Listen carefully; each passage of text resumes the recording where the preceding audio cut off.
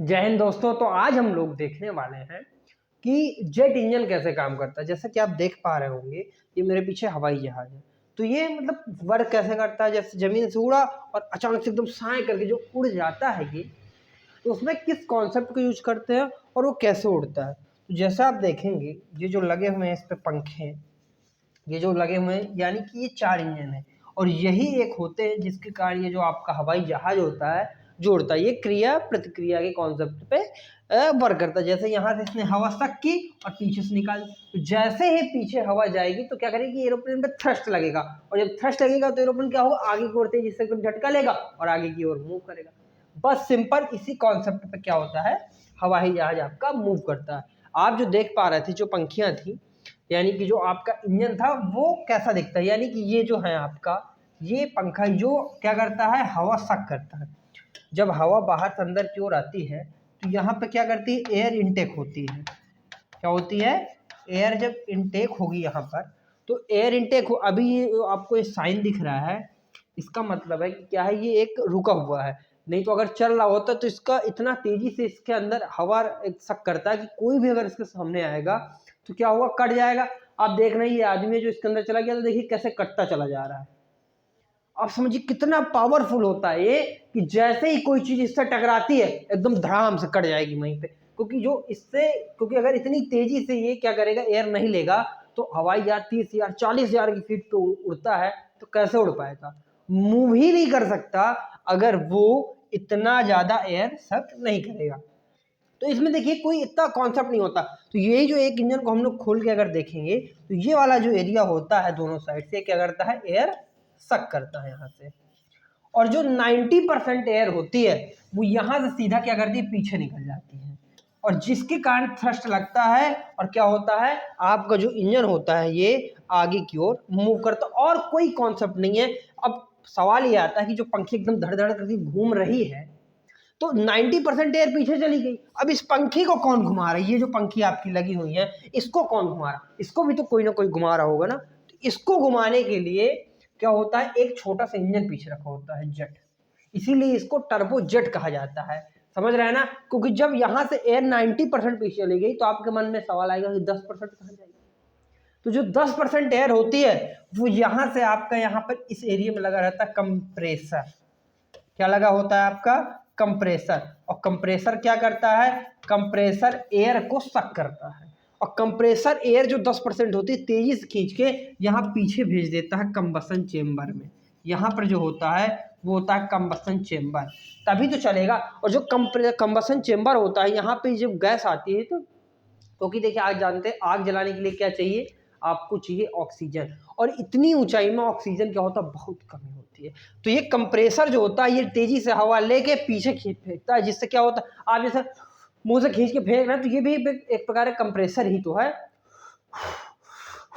Same काम इसका, इसने पीछे मुंह से खींचा और पीछे फेंक दिया।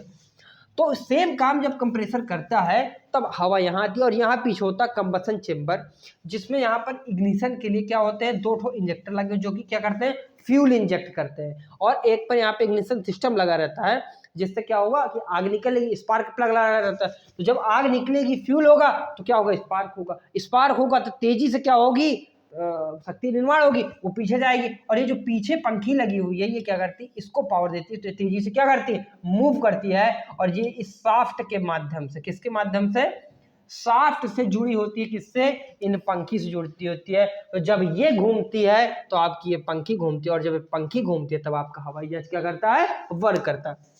अब आपके मन में एक आंसर क्वेश्चन आया होगा ये कि ये मतलब इस पंखी कौन घुमाता है, क्योंकि देखिए जैसे ये पंखी हुई, इसका एक प्रोटोटाइप मॉडल जो हर इंजन के लगा होता है, तो आप देखेंगे पीछे से कितना तेजी से हवा पीछे निकल रही, क्योंकि यही है जो इसको आगे जाने में मदद करता है। इसे ही क्रिया प्रतिक्रिया का कॉन्सेप्ट भी कहा जाता है, जो कि आप समझ पा रहे होंगे। और ये आप देख पा रहे होंगे यहाँ से ये पंखी तेजी से सक सक करके घूमती है, जिससे क्या होता है, आपका वर्क करता है। अब आप देख पा रहे हैं हवाई जहाज उड़ रहा है, अब उड़ गया, मान लीजिए पंखी से पीछे हवा गई, शाफ्ट के माध्यम से वो जुड़ा हुई है। अब वो शाफ्ट जो पीछे लगी हुई है उसको पावर कौन देता है, तो हवाई जहाज के पीछे वाले एरिया में आप देखेंगे यहाँ पर भी एक छोटा सा इंजन लगा होता है। ये क्या करता है, जैसे आप मोटरसाइकिल में देखेंगे तो क्या होता है, मोटरसाइकिल में जब आप सेल्फ का यूज करते हैं तो क्या होती है, गाड़ी एकदम खुचुक करके स्टार्ट हो जाती है ना।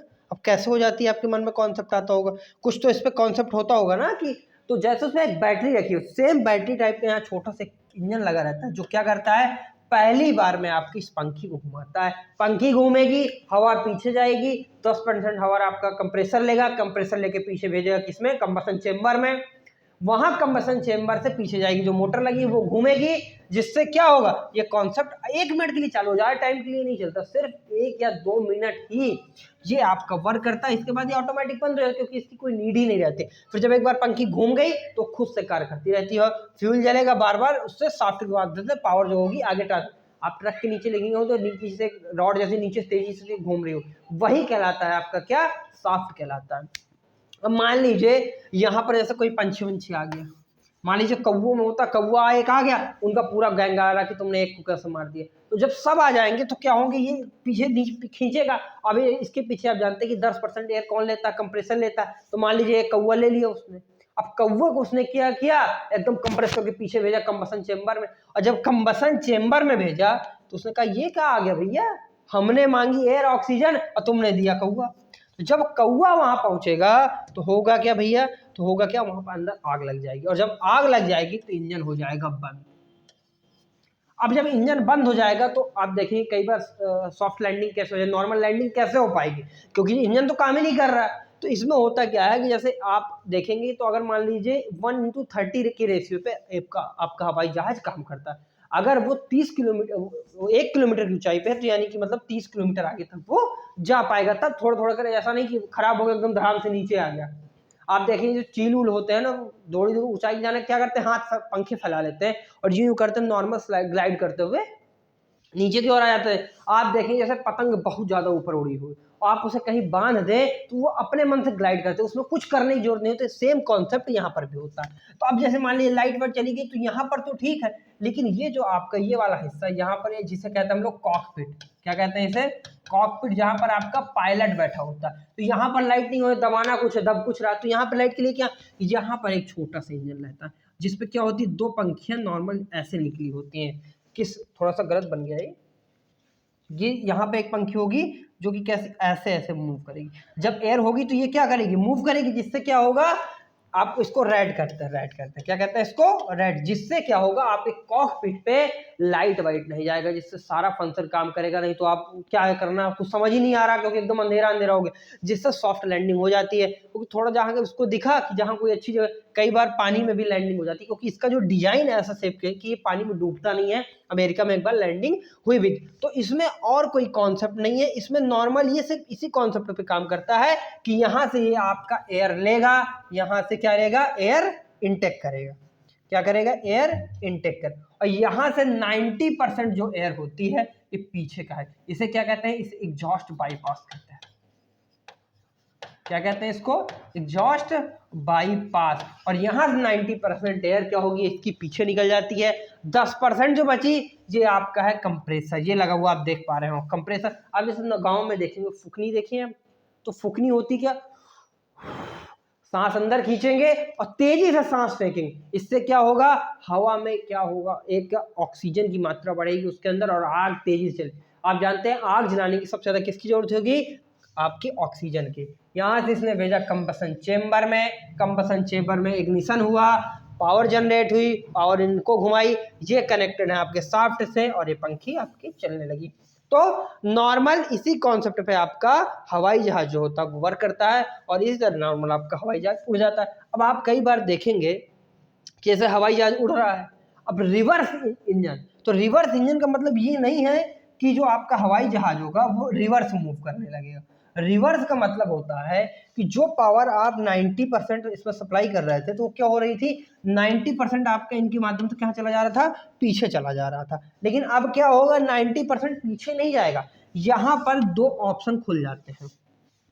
क्या खुल जाते हैं भैया, यहाँ पर 2 ऑप्शन आपके मूव कर जाएंगे यहाँ पर, जिससे क्या होगा, जो 90% एयर पीछे जा रही थी वो बीच में इनसे खुलकर आने लगती है, और इनसे घुसकर बाहर की ओर निकलने लगेगी। और जब ये मान लीजिए जा रहा था यूं, अब हवा निकल रही है बाहर की ओर, पीछे हवा जा रही है, पीछे नहीं जाएगा, थ्रस्ट लगेगा, नहीं लगेगा, हवाई जहाज आपके आगे की ओर मूव ही नहीं कर पाना। जब मूव नहीं कर पाएगा और हवा इसी के साथ चलेगी तो क्या होगी, धीरे धीरे इसकी रफ्तार स्लो हो जाएगी। बाकी हवा कैसे जा रही थी, ये आगे आ रहा था तो हवा जा रही थी पीछे, और जब उसको खोल दिया गया तो हवा भी इसी डायरेक्शन में जा रही है और ये भी सेम डायरेक्शन जा रहा है, तो इससे तो पीछे से पावर आगे जाने के लिए मिल ही नहीं रहे, तो क्या होता है, ये रुकना। और इसी कॉन्सेप्ट को हम लोग रिवर्स इंजन कहते हैं। रिवर्स इंजन का मतलब ये नहीं है कि इंजन ऐसे आपको घूम रहा था, जब आपने रिवर्स चला दिया तो ऐसे ऐसे घूमने लगा, तो आप इसको मत समझिएगा। और इसमें नॉर्मल इतना ही कॉन्सेप्ट रहता है कि ये क्रिया प्रतिक्रिया के कॉन्सेप्ट पर आधारित है। किस पर, क्रिया पर।